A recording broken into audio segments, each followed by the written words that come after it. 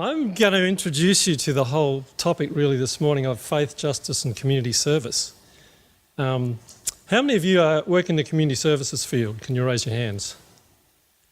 Okay, that is the majority of you. Now some of you may not work in the community services field, but hopefully this still applies, but you might find some of it a little bit complex. However, we'll have a go anyway, okay?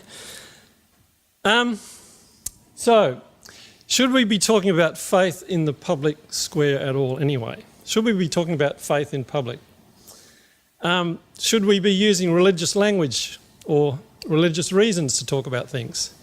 Having a conference on faith, justice and community services for the community service sector is an interesting challenge. And we noticed there probably wasn't a lot of huge response from the sector in terms of people going to their managers and saying, well, you can go to this conference because it's really relevant to your work. There's this question about faith. Is faith something that should be talked about in the context of government-funded services? Well, a guy called John Rawls said no. How many of you have heard of John Rawls? Jason. He was a professor of moral and political philosophy at Harvard University. And he was a professor during the latter part of the 20th century and had a lot of influence in terms of, he wrote a book on theory of justice, and he had a lot of influence in terms of talking about what in fact should be talked about in the public square and what shouldn't. And he really said, no, we shouldn't be talking about faith because we can't prove it. And what we should only be talking about is human rights in the public conversation. And of course, most of you who work in the field know that that's what we talk about. However, other guys in the field say different things, like Stephen Carter, who's a professor of law at Yale University. He says, if we don't talk about faith in the public square, that means some of us have to leave out what we consider the most important element in life. So, that is a challenge. And it's all based on the assumption that faith can't be proved. But I would say to you this morning, can human rights be proved? Can we prove why we have human rights? Why we have a convention on human rights? Well, it's the same. I mean, can we prove the Ten Commandments? Can we prove the Convention on Human Rights? Neither, really. In our field, we have numbers of conferences, and there was a Families Australia conference this year. And in our Communities for Children sector, the emphasis in the past, well, it's really been right from the beginning, but certainly the last 3 years, there's been a policy change which has said that we can't actually do anything unless it is actually evidence-based. So there's been a lot of programs that have been doing a lot of great work with people based on community development models and things like that, which have suddenly been thrown into question because you can't really establish that they are evidence-based. And that's really had a huge impact on a lot of families. And a lot of families who were really benefiting from these programs have found that, that they haven't received the benefit that they could have because lots of funding has been cut in some areas and it's been transferred into other areas. There was a conference in Brisbane, the Families Australia conference earlier this year, in which Professor Frank Oberclade from the Centre for Community Child Health said that there are some flawed assumptions in using evidence-based programs. And they were these, that proven programs are permanent solutions to problems that are assumed to remain static, and an assumption that we can take an evidence-based program and apply it to any community or group. Now that is something that goes on a lot in this field, and it's based on the thing what is actually very, very strong in the whole evidence sector, in the whole university sector, and that is this whole concept of reductionism, the idea that we can reduce everything down to a measurable program which has a beginning and an end, and we can measure the differences, and if we do that, then we can establish that it actually works. But the problem is with reductionism is that it reduces interventions to measurable components, but the assumption is that the whole is the sum of the parts. In other words, if you just throw some metal wire, nuts and bolts together on the floor, you have an engine. The whole is the sum of the parts as well as the complex relationships between the parts. Or as Aristotle said many years ago, the whole is greater than the sum of the parts. So what we're dealing with, when we're dealing with people and we're dealing with families and we're dealing with refugees and we're dealing with homeless people, we are dealing with a whole complex number of issues. Most of you who've been trained in this area would be familiar with the ecological systems model for child development. And this is one that recently was released by the Centre for Community Child Health, which is a leader in this field based at the Royal Children's Hospital in Melbourne. And you can see that, child development is impacted by the immediate family hugely and by the household. That's the greatest influence on child development. But then we go out to kinship and informal networks and we see cultural groups, friends, extended family, and faith-based networks, neighbours, peers, etc. And then we go out to the broader village concepts around the development of the child. So faith-based networks are in there, so faith has a little bit of a place in the public square here. If we go back to Yuri Bronfenbrenner's original ecological model, he has 4 layers surrounding the individual. If we go to the next slide. And can we go to the next slide, please, Nathan? There we go. You can see that he has these different layers around, and he was the one who originated the ecological model. And in the second layer, he has what he calls the mesosystem.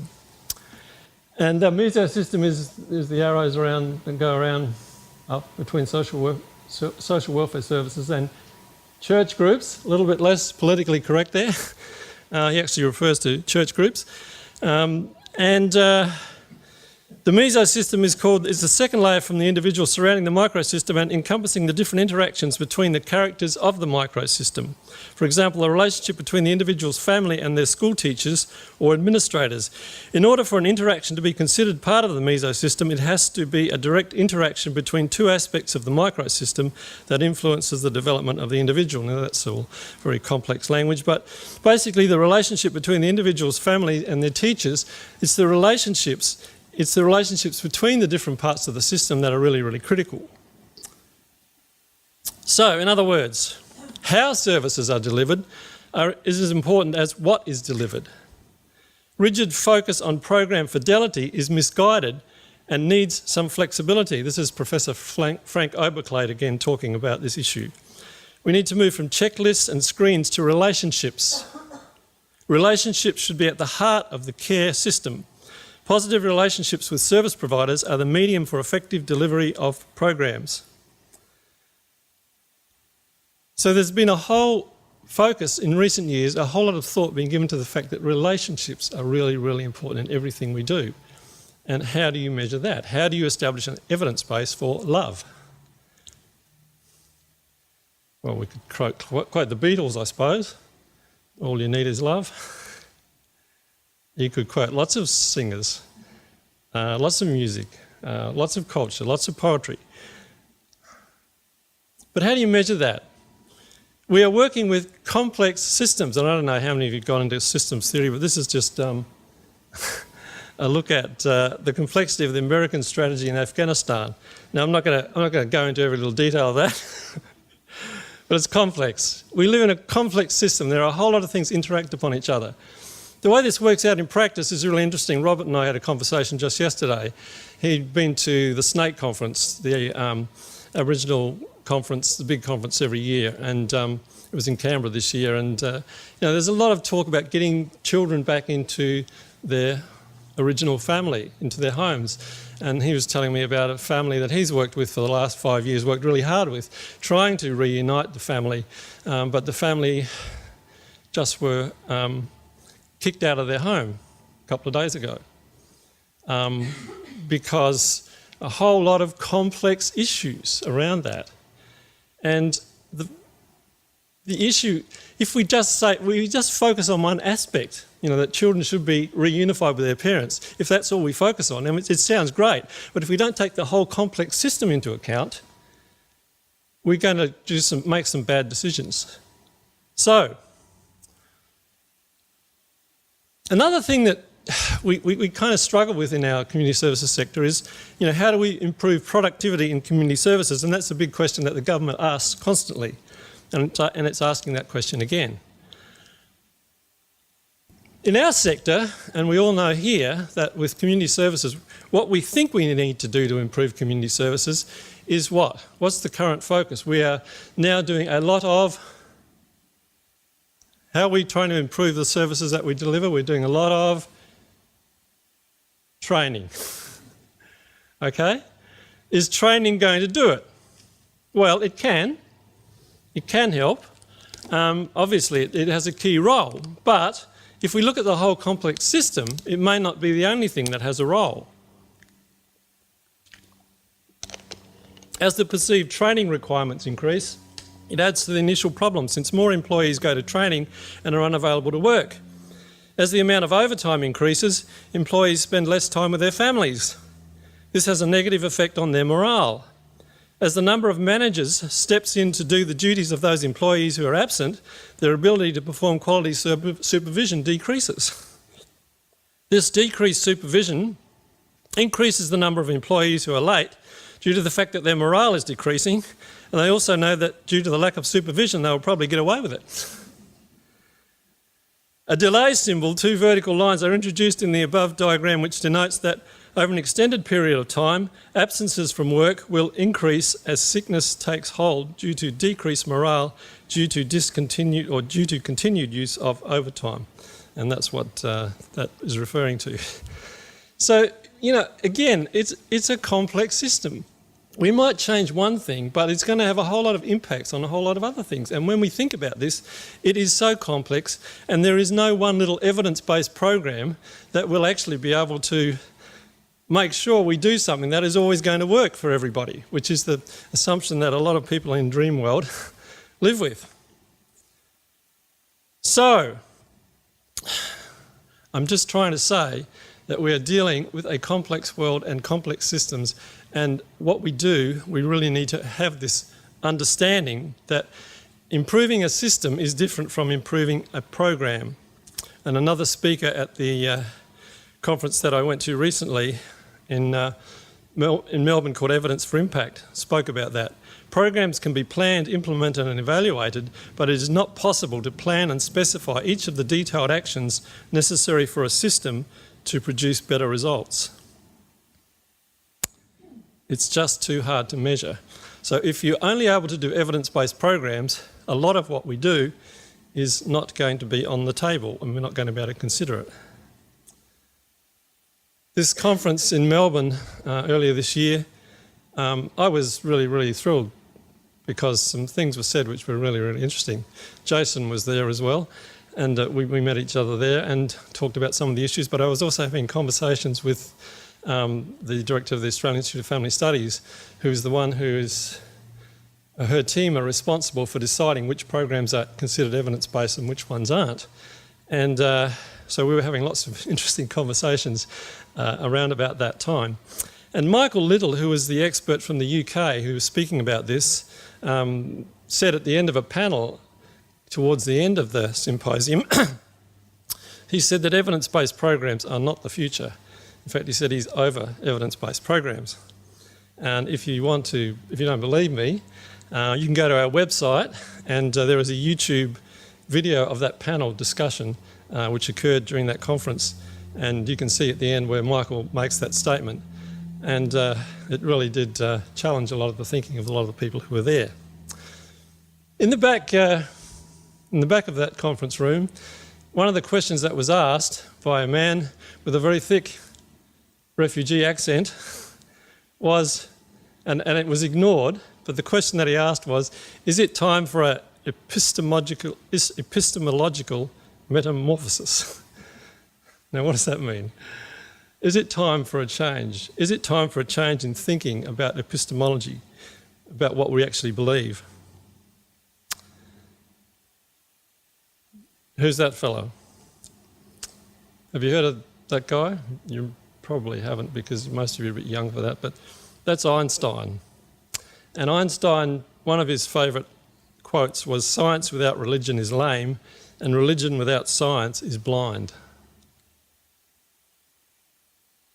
So, what is the meaning of life? Is the big question. I don't know, the computers are down. How many of you Google the meaning of life regularly? Actually, there's a lot of fantastic information when you do that these days, which is wonderful. So how did we get here? What's the probability of the Big Bang Theory? Any of you worked it out? There's a...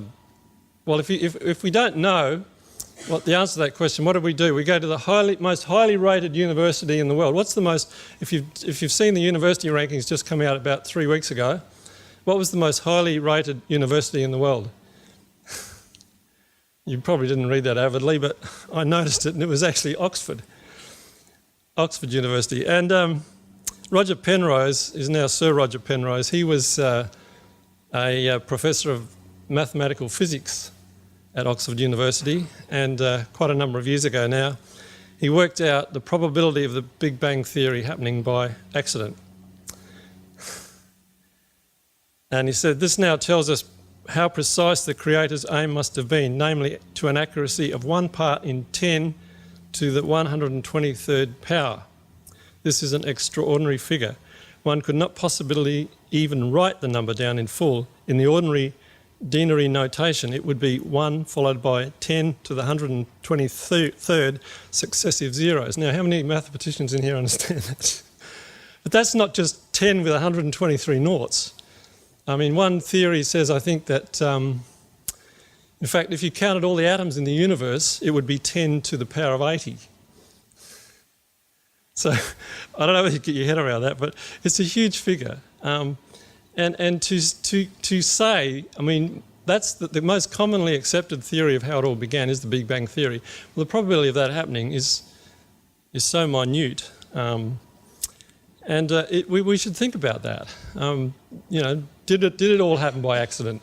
And if we take that question off the table, if we just say, well, we're not going to consider that, so faith has got nothing to do with anything, the meaning of life has got nothing to do with anything, we'll just focus on our evidence-based practice and we'll just go with pure science and we'll do what Richard Dawkins and others say, we'll just throw out this faith stuff, we're really being very, very narrow and small-minded. And in fact, as of last week, I don't know whether you saw a report that came out last week and was in the media, but in fact the Big Bang wasn't the beginning after all. In Forbes magazine there's a new article by a scientist came out saying that the Big Bang wasn't the beginning after all. We don't quite know what it was, but there must have been something before the Big Bang. So guys like Lawrence Krauss, who talks about everything came out of nothing, that is being questioned by other people. Okay. Dostoevsky, the famous Russian novelist, said in the Brothers Karamazov, if God is dead, everything would be permitted. And we need to think about that because that is what we see happening in our society today, in our communities today. If we don't have a moral framework, if we don't have a defined moral and ethical framework, everything's up for grabs. And I guess you see that in the same-sex debate.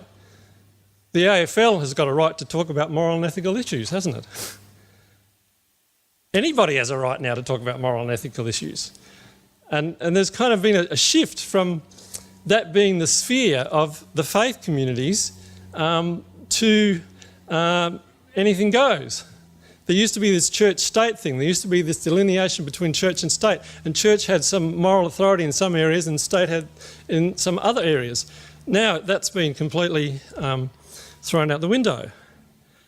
So Tim Costello, who we're going to be hearing from in a while today, says in Streets of Hope, his first book, the moral framework is no longer a society but merely an economy which has recategorised citizens as customers, where only winners are lauded and those without spending power become invisible. So that is probably pretty accurately our current moral framework in terms of government decision making. Is that something that we are committed to? Is that something we believe is important? Is that something that maybe we need to challenge? The UN Convention on the Rights of the Child states that states parties recognise the right of every child to a standard of living adequate for the child's physical, mental, spiritual, moral and social development. And a lot of people don't kind of like that and try to ignore the fact that that statement is in there. And probably we'll have some legislation soon taking it out, I guess. But that is one of the articles in the UN Convention on the Rights of the Child. Every child has a right to spiritual, moral, social development.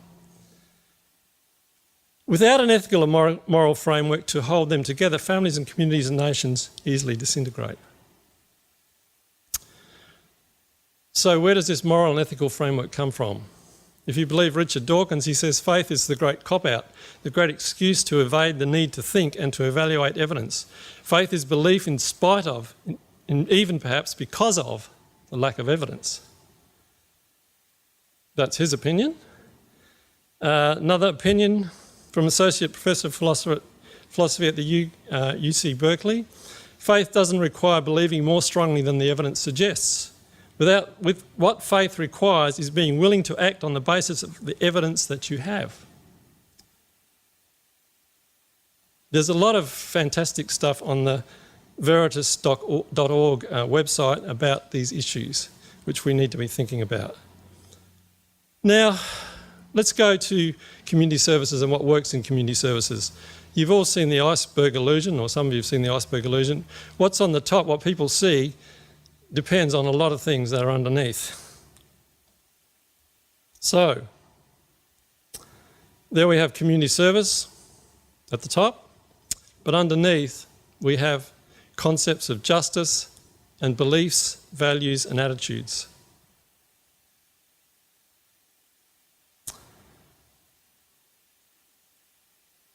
What about the concept of good and evil?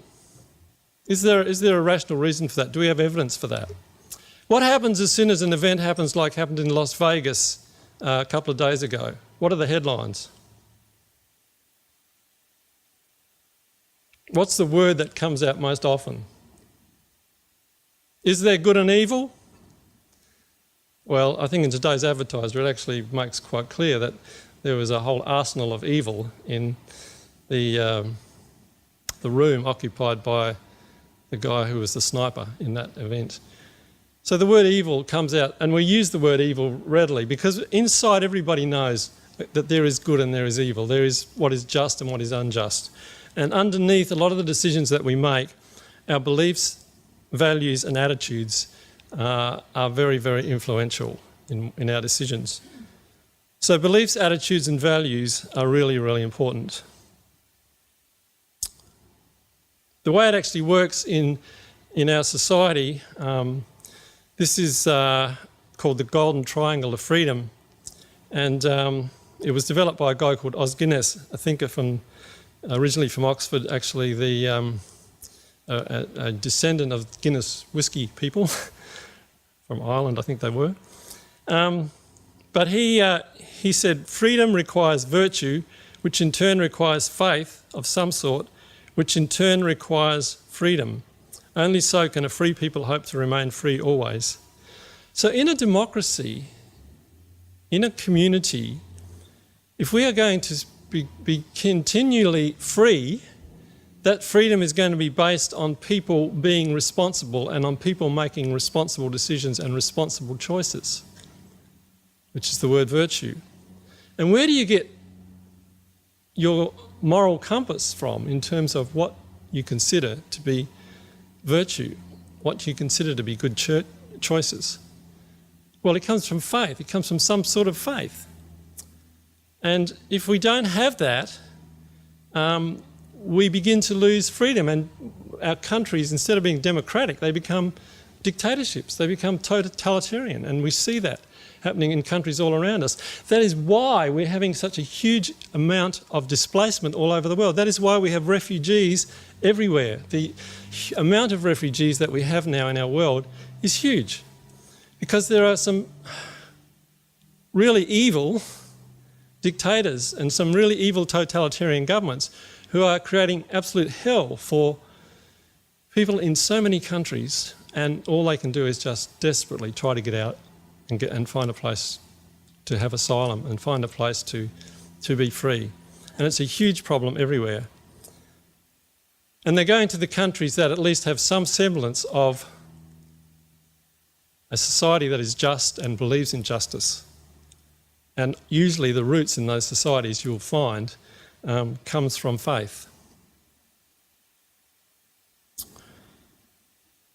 This is just some statistics about the world's largest religions and their number of believers.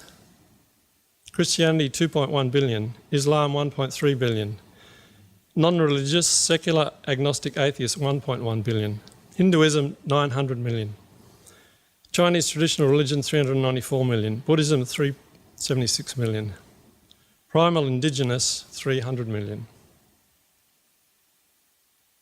Now, the question then becomes, well, if faith is important, and if a moral compass is important, and if a belief system is important, which helps us develop ethical and moral foundations for families and communities, which faith? And there are a lot of commonalities between those faiths.